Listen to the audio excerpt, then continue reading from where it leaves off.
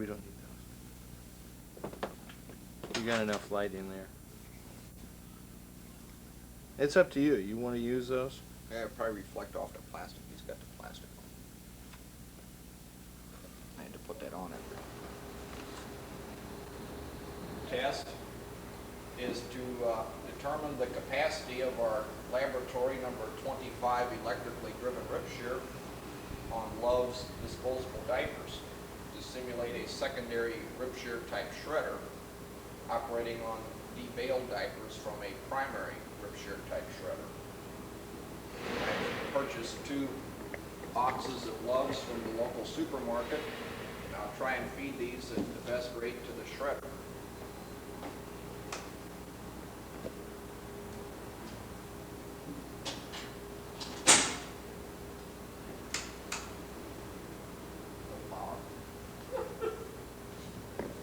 Today's laboratory test is to determine the shredding capabilities of our number 25 electric rip shear on Love's diapers. I've purchased 2 cartons of diapers from the local supermarket to be used in this sharp test. This is to simulate secondary shredding of diapers that have been de-agglomerated from bales by a primary rip shear type shredder.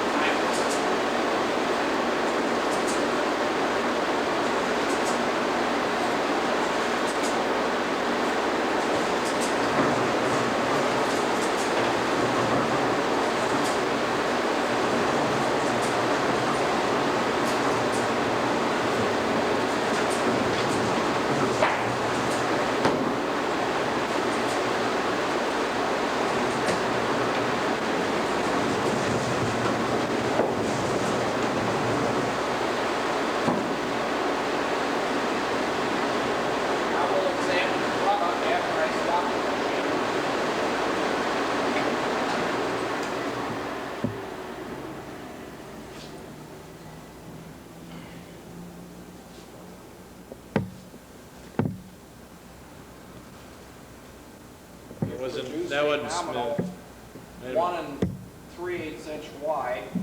Wait a minute. This thing is too tight. Let's try it again. Okay. Just reach down. I'll start it. Let me know when you're running. And even it up. Okay, now just Let's examine the product.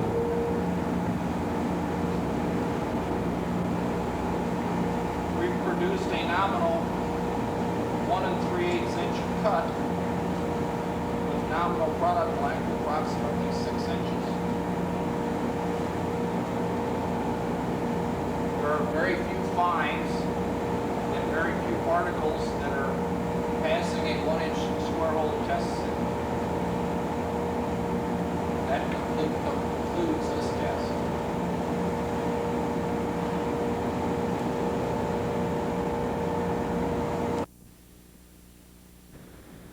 go. This test today is for Union Carbide. These are silicon rods. The size of them are 65 inches long by 2.5 inches in diameter. We're going to run this through the 150 rip shear. We're going to try and make -3 inch by +3/4 inch proper. Right up there. Shredder proper. Okay. What's this? This is the gearbox portion. Okay, we'll look at the gearbox in a minute. This is the flexible steel coupling.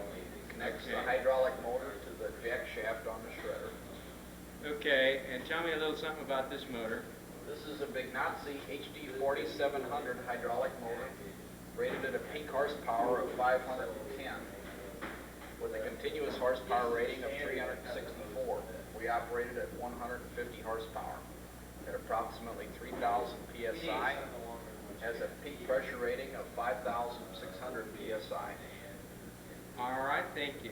Computerized rip shear control panel, control power off and on, hydraulic pump start and stop, shredder start, stop, manual jog reverse. Can we open that panel? Okay. This is the Williams computer, operates the rip shear shredder. Okay. All right. This is our 150 horsepower, 1800 RPM electric motor, connected with a Falk coupling to a Volvo F11 150 hydraulic pump. Fluid passes from the hydraulic reservoir through a flooded suction line into the pump, out of the pump through a relief valve with a gauge, through a pressure filter into the reversing valve, over to the shredder. It returns through the heat exchanger and back into the tank. And the pressure from the pump goes where? From the valves. Goes. Show me the lines over to the rip shear. These are the lines over to the rip shear shredder, to the hydraulic motor, both pressure and return, tank case drain line. This is the wire for the proximity sensor mounted in the gearbox. So that's the patented reversing device. Yes, sir. Takes note of shaft rotation. In the event of an actual shaft stoppage, the reversing sequence is initiated within the computer.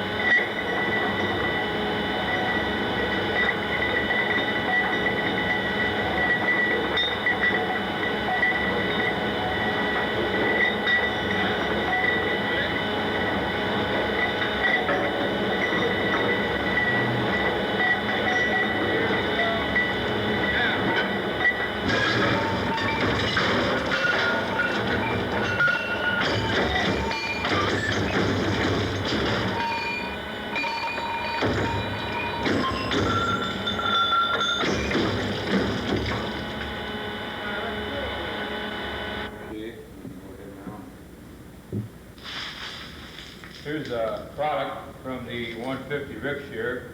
Appears to be a good nominal minus 3 inch by plus 3/4.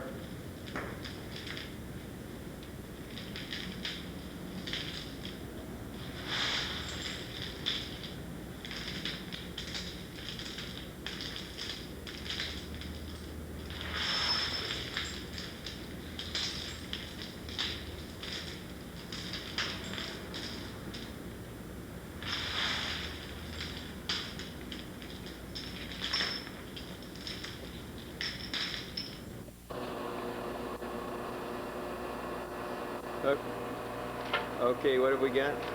This is the 2 by 0 coal bituminous. There's 4 drums of this type of material.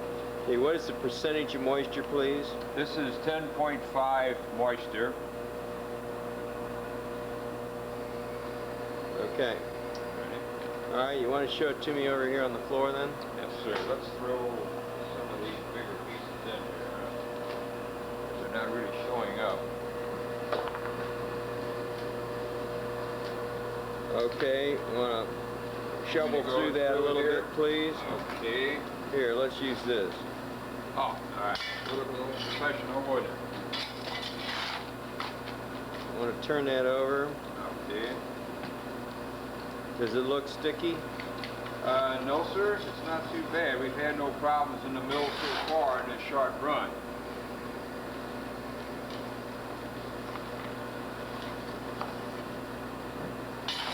Is this representative then of the material that's been sent to us? Yes, sir. Yes, it has been. We took a representative sample out of this drum that we dumped onto the floor.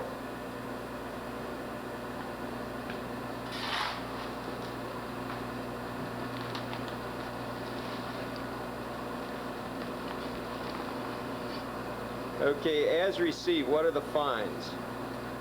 The, let's see, 100 mesh, you have, as received, about 4%. 4% 100. Okay. Yes, sir. You got here? You have about, we were just checking the weight of each drum. You have about 325 pounds for each drum. We can just figure Okay. our total amount of material. And into what mill are you going to place it? We're going to put it into the C17 unit right here. That unit up there. Yes, sir. All right, when we go to feed this, then you'll give me a call and we'll run it. How would you like to wait just a moment and we'll go ahead and run this? All right. This is the Williams C17 that will be utilized to run the drums of material. At the present time, it is being driven. How big a motor is that back there, Bob? That's a 50 horsepower drive. And the discharge is out of this machine down below to the and is recovered downstairs. What did you just do, John? Just put 60 pounds material in this drum to feed the 17 minutes. Okay. Okay, you want to turn it on, Bob? Yes, sir. Turn on the fan first. Then we turn on the valve.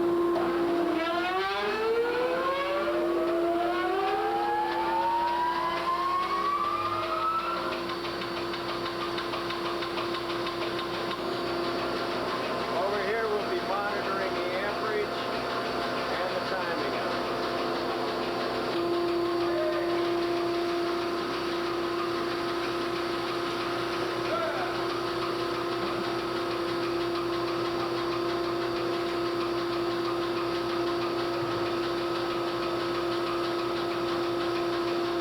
Did you get, and how long did it take?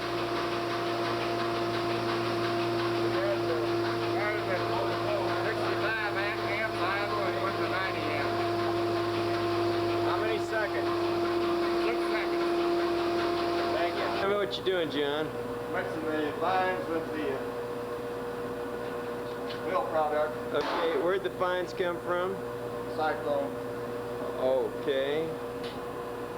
Okay.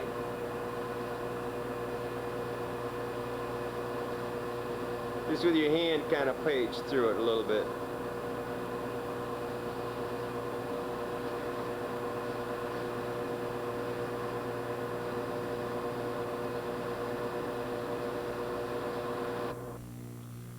We're now opening up the C17 mill to inspect the grate bars and to check that there is no bridging of material or plugging of the grates.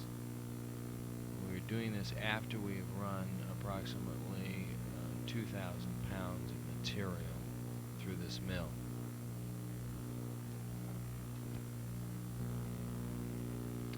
As you can see, the mill is completely clean inside, and there is no evidence of a buildup of material in the cage bars.